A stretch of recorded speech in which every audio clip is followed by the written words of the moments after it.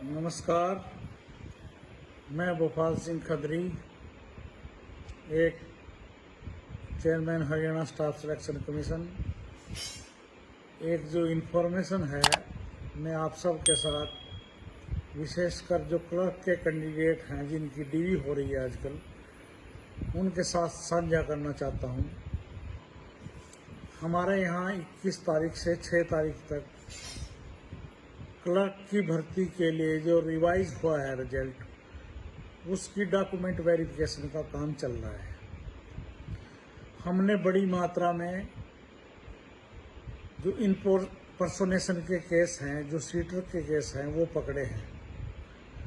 आज हमारे संज्ञान में एक मामला आया है कि जो सीटर हैं वो ही अब डॉक्यूमेंट वेरिफिकेशन के लिए आने लग गए हैं, ताकि उनका जो डाटा है वो मैच हो जाए।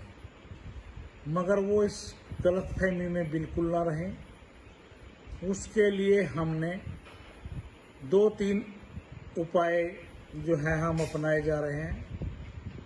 एक तो जो सिलेक्टेड कैंडिडेट हैं उनके ज्वाइनिंग के टाइम पे हम उनकी बायोमेट्रिक लेंगे, तब भी मिसमैच जो मिलेंगे उनको बाहर करेंगे, FIR दर्ज करेंगे, 3 साल के लिए उनको डीबार करेंगे और उनके नाम सार्वजनिक करेंगे, ताकि समाज को पता लगे कि हमारे समाज में बैड इम्प्लीमेंट्स कौन हैं।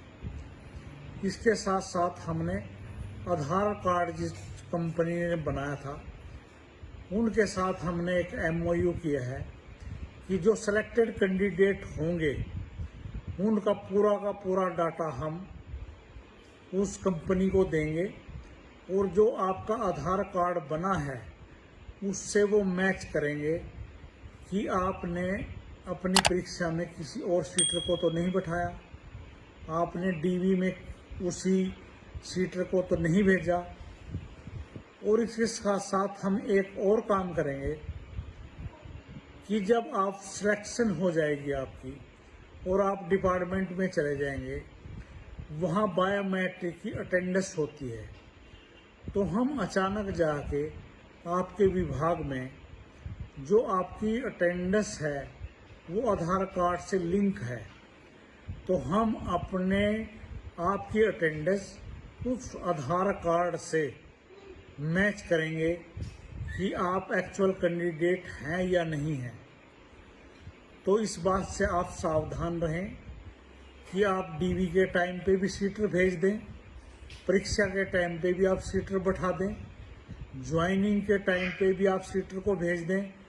तो हम आपकी अटेंडेंस भी चेक करने वाले हैं, और आधार कार्ड कंपनी से हमारा समझौता हो गया है, वो हमारे को इम्पर्सोनेशन या सीटर का जो आपका डाटा है वो पूरी तरह से देगा। मेरा मतलब यहाँ आपको कोई आपके प्रति भय पैदा करना नहीं है।